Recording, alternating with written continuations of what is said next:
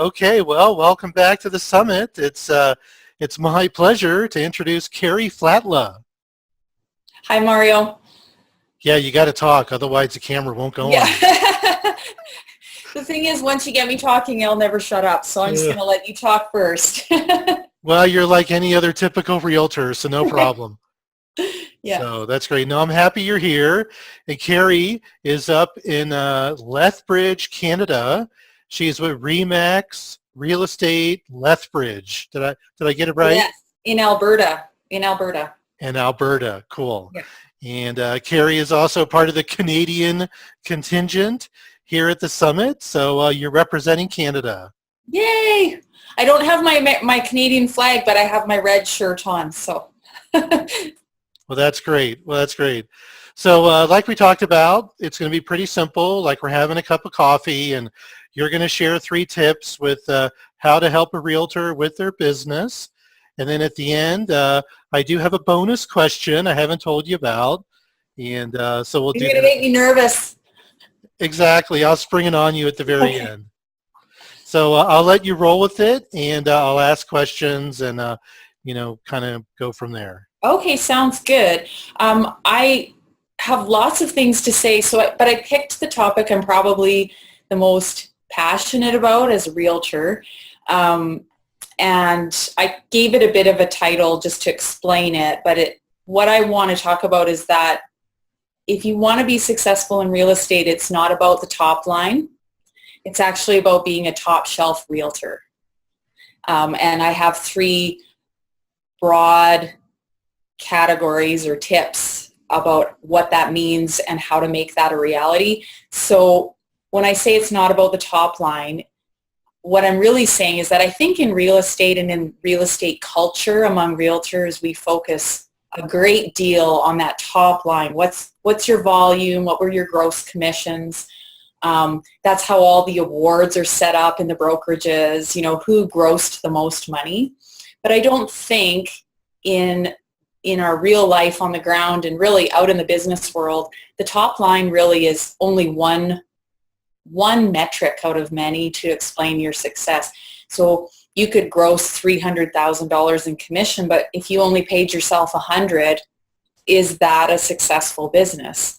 So I don't think that as realtors and even in brokerage culture, we talk about being a top shelf realtor enough and what that means and what kind of business do you want, because we work so hard. I think we're some of the hardest working people in the world, but we so rarely ask ourselves, well, what did I pay myself this year to make that worth it? What am I compensating myself for all this risk and all this hard work? And so my focus has always been, or maybe not always, but I would say definitely as I matured as a realtor, my focus kind of started to go away from that top line and say, well, what do I actually need to make this worthwhile? And what kind of business do I want that will feed me and my family, not just physically feed me food, but what will feed my soul, what will make this fun, what will create legacy that I can be proud of. And what does that look like? So I call that being a top shelf realtor. We want people to reach for the top shelf realtor. The world is full of commodification of things, right? It's kind of a mean thing to say, but I always say McDonald's is always busy, right? But we want to create a business where people will reach for the top shelf realtor. They'll reach for you. They will pick you out of a crowd because you offer something very special. And I think if you focus on that as a realtor and you line up your business goals that way, you're going to have a much more rewarding career rather than just running yourself into the ground to make that top line so that you can say, I grossed this much GCI this year. Okay, but what was your life like to get that? Did your kids see you? Did you have a day off?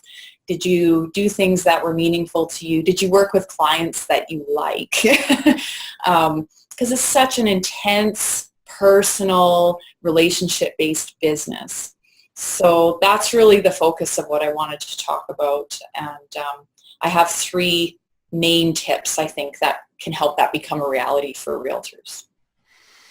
The first one, and this took me a while as a realtor to learn this, but I think the first and foremost thing to do, whether you're a new realtor or you're reevaluating your business as a seasoned realtor, is to look at your processes.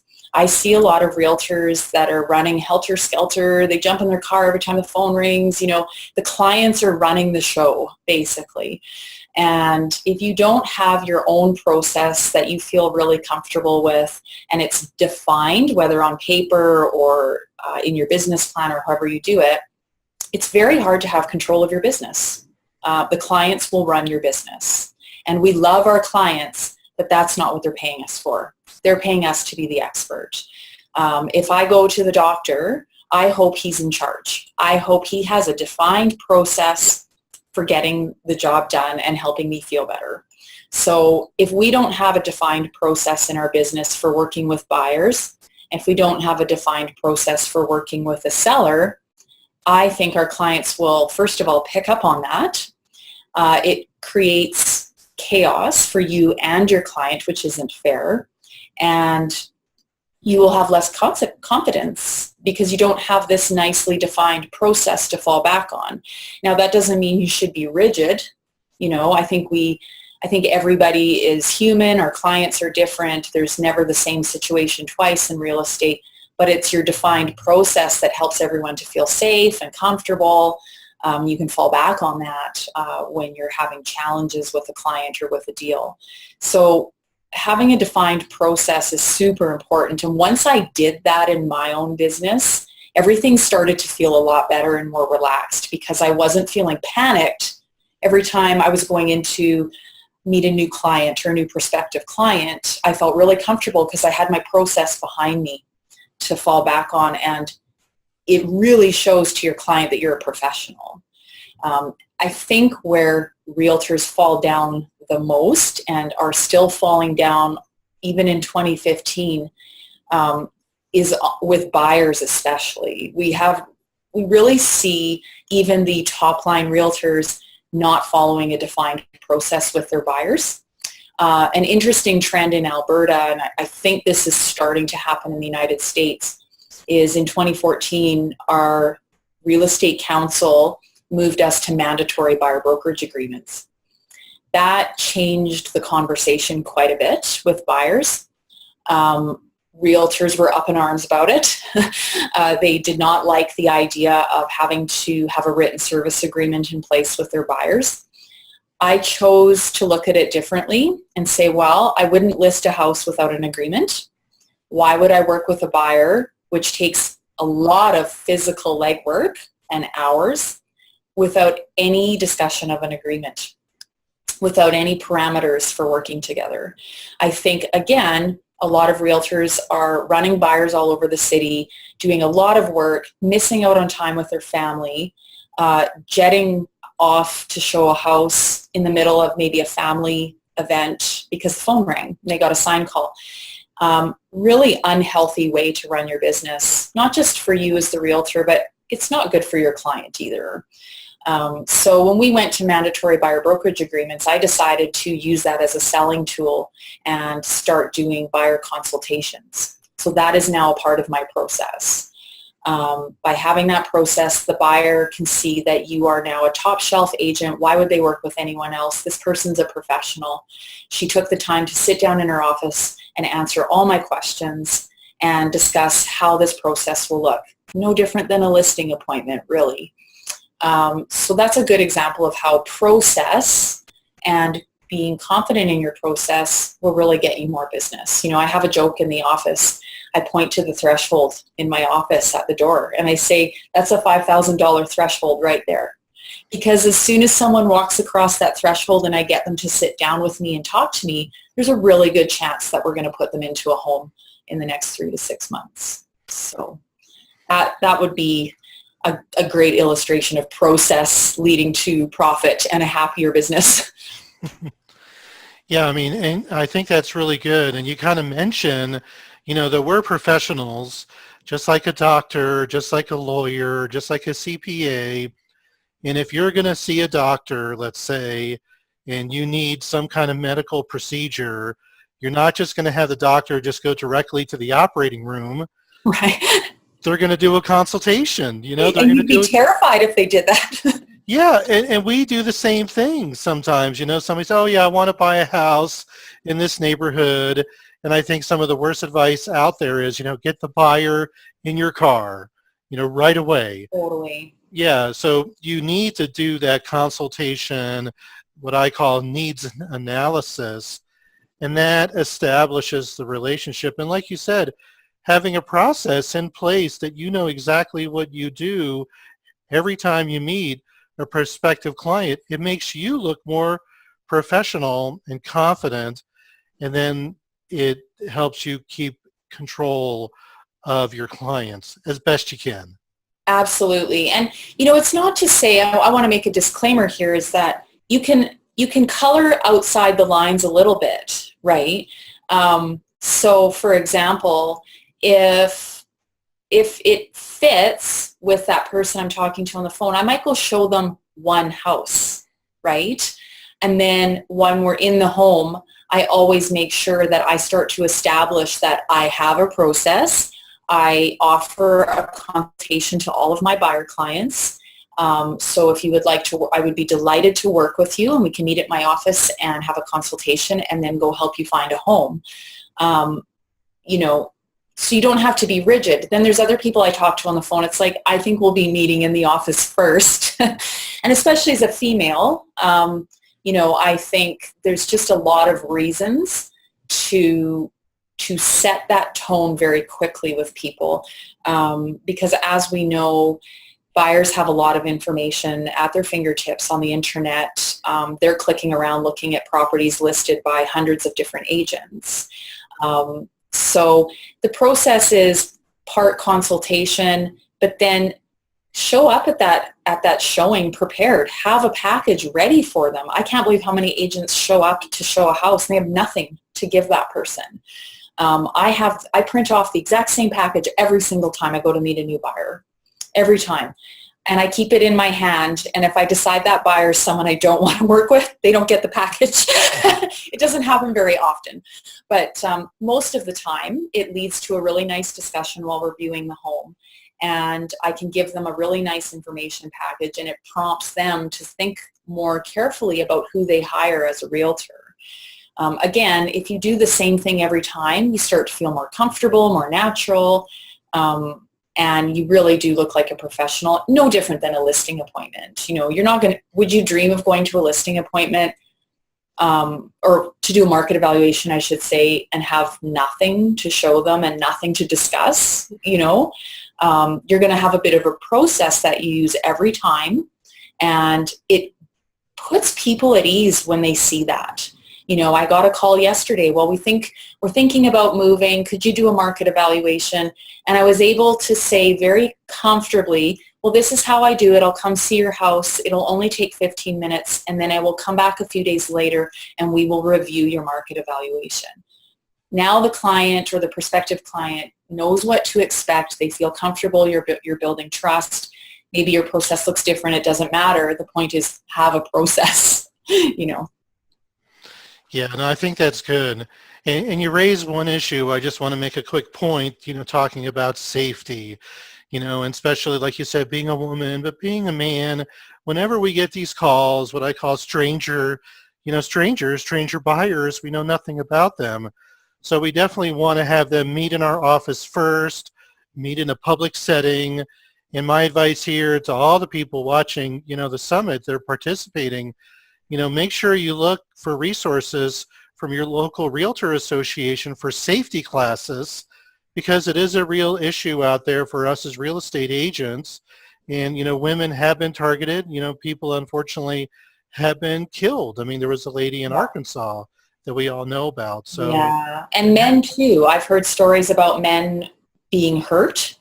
Somebody's trying to rob you, or they tie you up and take all your stuff, or I have heard stories, and they're real. And I think that the moment we get too comfortable is the moment that you're probably putting yourself at risk. So if I am meeting somebody I don't know, for the first time and I am showing them a property, especially if it's a vacant property, I always tell somebody where I'm going. I always text my husband, I'm going to this address to meet this person named this, and then he will check in with me at a set time.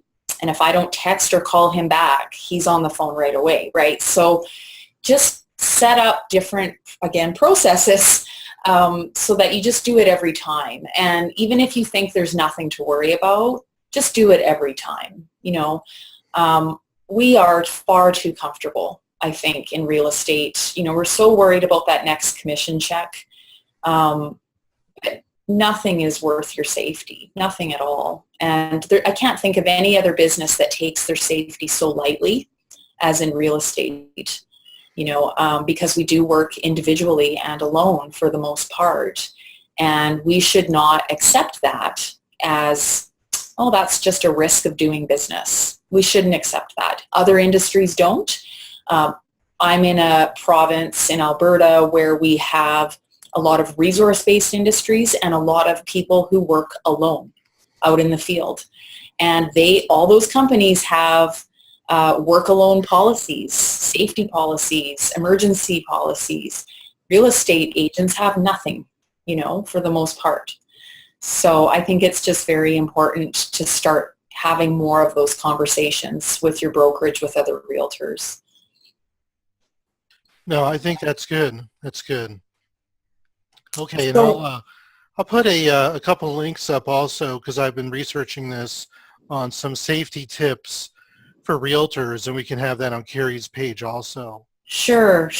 And, I think safety is it should be always a part of the conversation of how you're building your business. I have given this a lot of thought as a realtor and as a female realtor that, I have had times where I don't feel super comfortable going to meet the person that I just talked to on the phone. And I thought, I don't want to be in a career where I feel fearful. What a horrible way to earn a living. So it's all a part of running a business that feels healthy and that feeds you, right, and that you feel comfortable in. Right.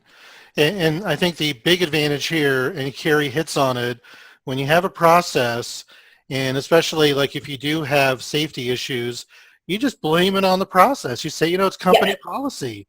I have to meet with you here. Yeah, totally. And I have done that, and you can just say, I always meet people at the office the first time, that's just what we do, right? So, and again, there might be, you have to use your judgment, you don't want to come across as being rigid, but most people really respect the notion of following a safety protocol. Most people themselves would not want to put themselves or a family member in harm's way. So people are always very sympathetic to that. Okay. So that's good. So that's your first tip. Process. My second tip is around expectations. I think that managing client expectations is probably the single most powerful thing that you can do to get the job done for your client, but do it in a way that your client will rave about you after. People, by human nature, don't like surprises. So, for example, if you are listing a property and you're doing a market evaluation for a prospective client, why would you not set their expectations early about the market? So if you're in a soft market where it could be a 90-day listing, tell them that. Wouldn't they rather know that beforehand, before the train starts going down the track? Or would they rather know that after 2 months on the market, they're mad at you, they think that you failed as a realtor, they're sure that you've done something wrong, they think the photos maybe are terrible, and so that's why nobody's making an offer. But maybe it's a very expensive property, there are a limited number of buyers for that type of property, and typically that type of property would take 3 to 6 months to sell. Doesn't your client deserve to know that in advance? And then you're setting the expectation early, and then if you get an offer quickly, bonus, right? Great. And that's just one example. I think when we fail to manage expectations, people feel caught off guard. They feel defensive. The negative emotions set in. Buying or selling a house is typically a very charged process for most people who don't do this every day. So you're removing some of that emotion and some of that fear by just telling them what to expect. Something as simple as saying, after we sign the listing agreement, this and this is going to happen. People actually don't know. They'll say, well, are you putting a sign in my yard? Do I have to help with that? Do I have to be here when the photographer comes? What are showings going to be like? Like, they actually don't know. We're booking showings every day and tromping through people's homes, and we don't really think too much of it, right? But if you're selling your house, chances are the last time you did that was maybe never, or maybe 5 or 10 years ago. So the industry changes constantly. Technology changes constantly. The way realtors do business keeps changing. We have to tell them what we think is the obvious. What will that be like? How much notice will you get when there's a showing? Should I stay home for the showing? Should I leave? What will you tell me after the showing? If we don't get an offer in 10 showings, then what? Just give people an idea of what's coming. And you don't have to overwhelm them with information, but even if you tell them what's coming in the next week, just so they can sleep better at night, because it is scary to put your home on the market, and it's scary to go buy a house for the first time. So I think managing expectations and telling them what they can expect from you as their realtor. And again, you can create an information package. You can ask them to read it ahead of time. Ask them what their concerns are. Usually it is around what to expect. There's lots of things you can put into your process that we talked about that will help to manage expectations. And we see that in our personal life all the time. Again, you go to the doctor and you're going to get a whole bunch of tests. If the nurse doesn't tell you what to expect, you're pretty scared. What are they going to do to me? So I think people feel like that with realtors a little bit too. Yeah, and I think this is really good advice, because if you manage expectations properly from the very beginning, it's going to help you with referrals and repeat business. Absolutely. And their perception of what is a success will change. Let's face it, we don't control the market. We don't control the fact that the house is in a poor location. We can't control the fact that it's a 2-story instead of a bungalow in a market where people want bungalows. We can't control those things, but we can communicate how the market is going to affect the sale. And even around price, which is a super sensitive one with buyers and sellers.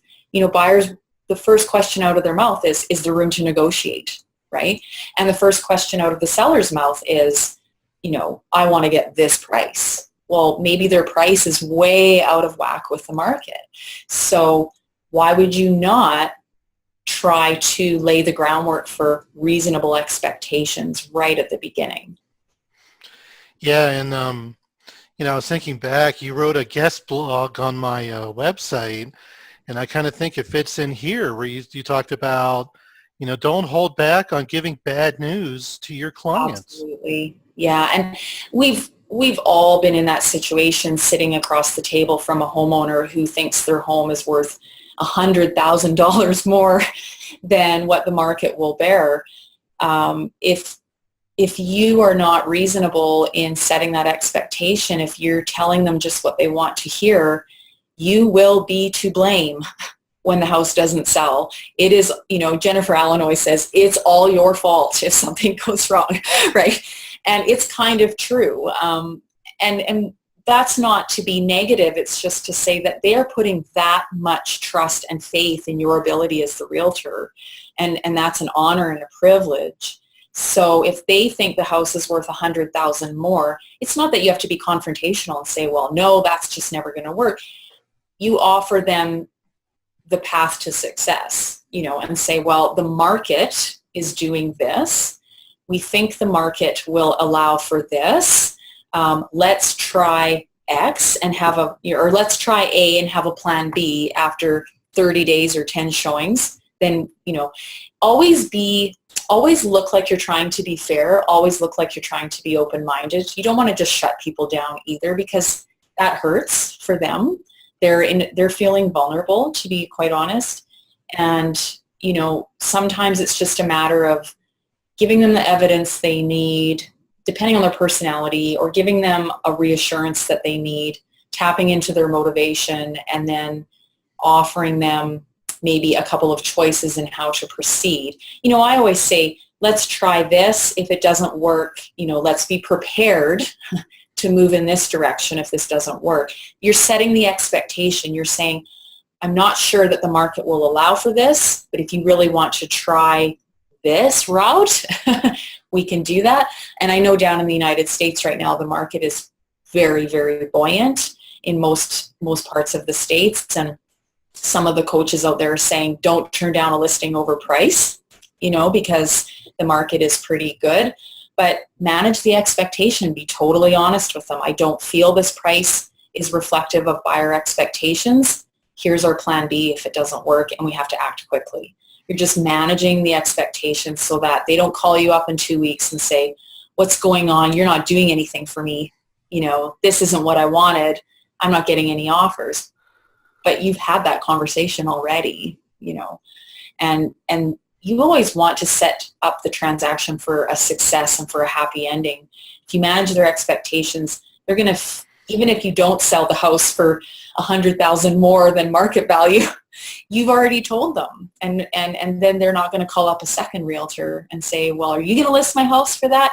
Because you've explained the truth. So. No, that's great. That's really good advice. I like that. And nobody's talked about that here at the summit. And I think that's I think that's a huge part of what we do, because from the very first meeting, we are managing expectations. Yeah. So I think that's really a good point. Awesome. The third tip I wanted to talk about is setting boundaries. So it's very counterintuitive to say this, but if you listen to the top entrepreneurs in the world, they all say this. The word no is the most powerful word in business. And the word no actually will allow you to say yes to the right things. And it's an art. It's not a science. It's hard to know when to say no to things in real estate, again, because we work on commission. But saying no to the wrong type of client, if they're not a good fit for you, saying no to listing the house for $100,000 over market value. And there's nice ways to say no. Don't get me wrong. You shouldn't just go around saying, talk to the hand, no way. But saying no allows for you to step into things that are a better fit for you, that are more profitable for you. It frees up your time to work with wonderful people. You know, I always say, and I brag about this on social media, 99% of my clients I would have over for supper. They are the most wonderful, grateful, appreciative people. But that isn't by accident. It's not just because I'm lucky. It's because you attract what you're putting out to the world. I have said no to people who and they always give you a sign. People will always let you know how they're going to treat you. I have said no to a handful of people who wanted to list their house or wanted me to work with them as a buyer agent, because I could tell very early on in the process that they did not respect realtors in general. We were just somebody, sort of a necessary evil, if you will, to get access to properties or access to the MLS, or they didn't respect my time. You know, I had a gentleman a couple of months ago. He was a referral from another agent. So whenever it's a referral from another agent, I try really hard to roll out the red carpet. And he just walked all over that red carpet with muddy boots over and over again. And we tried to set appointments multiple times, and he kept canceling and trying to reschedule. And now it was eating into my family time on a Sunday afternoon. And I just said, you know what, I think it would be better if you found a different realtor. And, you know, he immediately started to insult me and put it all back on me. And that just reaffirmed my decision. And I felt relieved because I hadn't even met this man in person yet, and he was already very disrespectful of my time. So what does that say about what's coming? So if I was to sign a listing with that individual, what would that have been like? People will give you signs very early on. They will show themselves, and people can't help but show who they are and their character very early on. And you'll know right away if this is going to be. Now, most people aren't like that. And it'll be a different set of boundaries for every realtor. Maybe you want to work 7 days a week. Maybe you don't mind working evenings. Maybe, for me personally, and this is just me, I almost never show houses on a Sunday. And I just picked Sunday because I have small children. They need 1 day a week to know that mommy's at home, and that's just a personal policy I set. I don't wave it in anybody's face, but you'd be amazed how easy it is to make showings work and not go show houses on a Sunday. And people understand, it's just a personal boundary that I've set so that I know I can carve out some private time. If you don't set boundaries as a realtor, then your clients will do it for you, and there'll be no boundaries. And it's something I'm really passionate about, because I see a lot of realtors really chasing clients, and they don't need to. They're very smart, intelligent, gifted realtors, and I hear these horror stories about things that they're doing every time the phone rings, and I just think, well, have you asked your client if it would be okay if you showed them a house on this day or this day? And 99% of the time they go, okay. We're so sure that people will not accommodate, but they have private lives too. They get it. And I always, again, this is back to expectations. When I sit down for a buyer consultation, it's such an easy thing to do. Sometimes they'll say, because they'll say, well, what days work for you to go look at houses? And then they'll tell me, and I'll say, well, I try really hard to not show houses on Sundays because I have little ones at home. And I have never had anybody say, oh, well, that's ridiculous. People understand, they're human. They have private lives too, and they respect that, and they respect you more. Do I make exceptions to that rule if there's a hot property and we've been looking for a long time and we just need to get an offer in? Yeah, for sure. I just think that if you set boundaries early and you get comfortable with setting those boundaries and you're really good at what you do, people will always respect it. And the very few clients who don't respect it probably won't respect you as a realtor. Yeah, and I think the key word there is respect. I mean, I know my philosophy is very similar, and if I feel the client doesn't respect me, doesn't value my time, and it's so funny, I had a similar situation a couple of years ago. I was referred a buyer from out of state from another agent, and I was emailing, talking to this buyer to schedule. I have a process, right, when I have somebody coming in from out of state. And, he didn't want to go through the process. He wasn't, taking direction through my email. And then he came at the last minute and said, okay, I'm here. I'm coming from the airport. Let's go see these properties. And I just said, that's not how I work. He wasn't respecting me. And so basically, that was not a buyer for me. I contacted the other agent. I said, this is not going to work. You need to refer him to somebody else, which was totally fine. And I felt better because, like you said, I set the boundary. He didn't respect me, and it was not going to go where I wanted it to go. Well, and, to bring that home even further, when your phone rang, Mario, and he's at the airport, whether you were sitting at home eating bonbons, watching a movie, or, it doesn't matter what you were doing, but you could have been you could have been doing something really important to you personally, and he wouldn't have cared, and if you don't care about your own personal time, the client won't either. We train people how to treat us. We tell people how to treat us. I think it was Michael Port. He's quite a popular speaker and business coach. He talked about what's called the velvet rope policy. And I love that metaphor about the velvet rope. So if you think of the red velvet rope on the red carpet, only certain people have access to the celebrities. Not that we're celebrities. However, your time is very valuable. Your expertise, maybe even more than your time, is very valuable. And the care and diligence you provide your clients is very valuable. And once you get really clear on what an incredible, remarkable service you're providing to your clients, it becomes easier to say no. And you just have to imagine that velvet rope. And that's what I mean by being a top shelf agent. It's easy to be average. It's easy to be mediocre. And your clients pick up on that, and prospective clients pick up on that. But if you set some boundaries and say, well, this is how I work, this is how I create a remarkable experience for you. My clients get red carpet service. Who doesn't want that? Who doesn't want that? Who's going to say, no, I don't want that?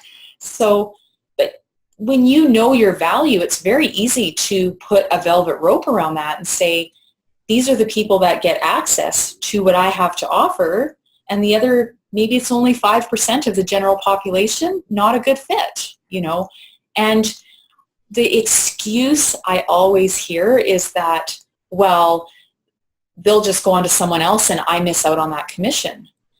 But you're actually not missing out on that commission. You're opening the door and you're allowing more time and energy and health for yourself to work with 3 other wonderful clients, and you will make more money.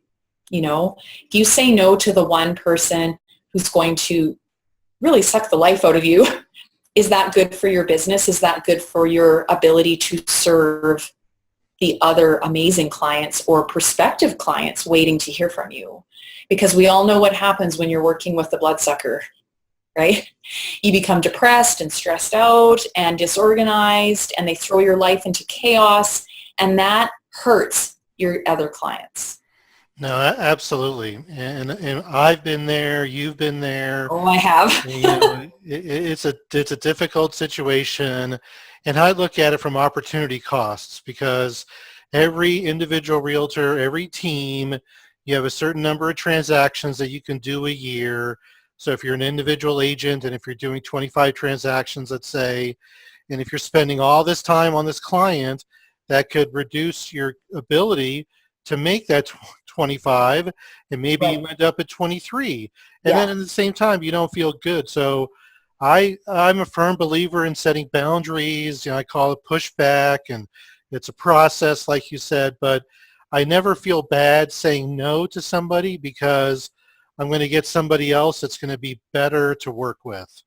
And it sort of speaks to that abundance mindset, right, Mario, is there will always be another buyer or seller in the market, even in a down market. There always will be someone who needs to buy or sell a home. And there will always be lots of nice people who want to buy or sell a home. Yeah. I think people are generally good, but sometimes it's just not a good fit. And we have to get away from this idea in real estate that there's not another commission around the corner. Yeah. We have to stop thinking that, because I think it's hurting the real estate industry, because people think greedy realtor, desperate salesperson, right? And it really hurts you in so many ways. And I think prospective clients pick up on that energy, and it's amazing how everything starts to shift and to flow when you get comfortable in your process and you get comfortable in the value you provide. And not every single person is entitled to your time. They're just not entitled to it. Yeah. I mean, if you don't value your time, and you might have said this before, if you don't value your time, nobody else will. That's right. And you can't wait for somebody to do it for you.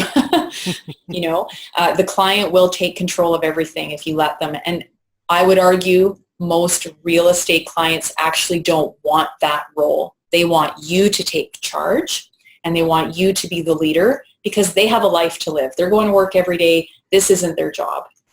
They prefer if you take control. Well, this is great. I mean, these are all three really good tips, and I like that you're so well spoken. You think all this out. I mean, you and I are friends on Facebook, Yeah. and we've known each other for a few years now, and I have a tremendous amount of respect for how you do business. And I see you as kind of the new wave of real estate agents, professional realtors, and so I'm really, I don't want to sound condescending, but I'm very proud of what you've been able to do for yourself. Oh, thanks, Mario. Well, the feelings are mutual. As you know, we've been going back and forth for a long time, and I bought your book when it came out, and I thought it was fantastic. And I think you're setting that tone as well, that we have to look at ourselves as professional, and the consumer is hungry for that. They want that. They really do. Okay, cool. So here's my bonus question. Okay. And so very easy. So we're doing the summit, and here it is, the middle of January 2016. I just want you to look back last year, 2015, share with us an accomplishment, a goal that you achieved. It could be personal, it could be business, but something that you were excited about, you're proud of, you kind of like, yeah, I did it. Oh, boy. Well, I do, yeah. So I changed my business quite a bit in 2015. So I changed my source of business. So in 2014, a large portion of my business was from new construction. And I had a business that was really very focused on one particular builder. They're a very good builder, but my business really was revolving around that builder and the spin-off business that came in from having all those builder listings. It was a fantastic experience, but I decided at the end of 2014 to let the builder go. So this is that saying no thing. It was a very difficult decision, but I decided to go to the builder and say, I need to move on, and there were some philosophical differences, I guess you could say. So saying no, setting boundaries, all that kind of thing. But I took control. I made the decision to part ways and let them go on a positive note. But it was scary because I built up my top line to a certain level in large part because I had the volume from the builder. And I was only in the business myself a little over a year when I took that builder. So I felt like I was jumping off a cliff a little bit and starting all over again. But I had some very good experience. It allowed me to do a lot of deals quickly, and I learned a lot about myself and how I would like to run my business. And so in 2015, my goal was to replace that income. So can I be as successful within a year building my resale business? And I came pretty close. So it was a great accomplishment for me personally because it forced me to redefine some processes, get much more comfortable in selling myself in the resale market with private homeowners and buyers. I would say more on the listing side. It really forced me to grow as a realtor because when you have a constant flow of new construction listings, it allows you to get a bit comfortable with that, and you don't necessarily work as hard on the resale side of the business. So it really forced me to define my value, define my process when speaking with homeowners, and sustain that level of income, but based on a different source of revenue. So I grew a lot as a realtor this year personally and created what I think is a really strong foundation going forward, having completely rebuilt my revenue stream this year. And I am quite happy with that.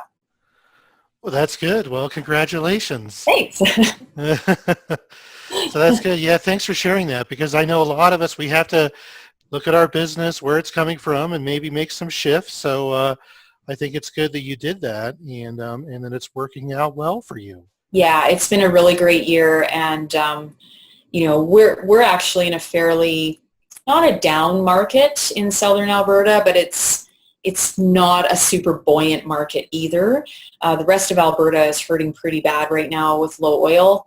But, we're very fortunate in Lethbridge. We have a very diverse economy, so we're somewhat insulated from those impacts. But we're probably going to see a pretty flat market on price over the next few years, and it has been this year too. So you have to sharpen your pencil for those times, because you're not always giving people the news they want to hear, and yet you still need to get the business, right? So. Right. Okay, well, thanks a lot for being here, Karri. Thanks for having me. Yeah, I'm so happy you're part of the summit, and you bring a lot of integrity, and it's really great. So I'm so happy you're here. Oh, well, thanks for doing the summit, Mario. We need this kind of leadership in the industry, and it's great to share ideas.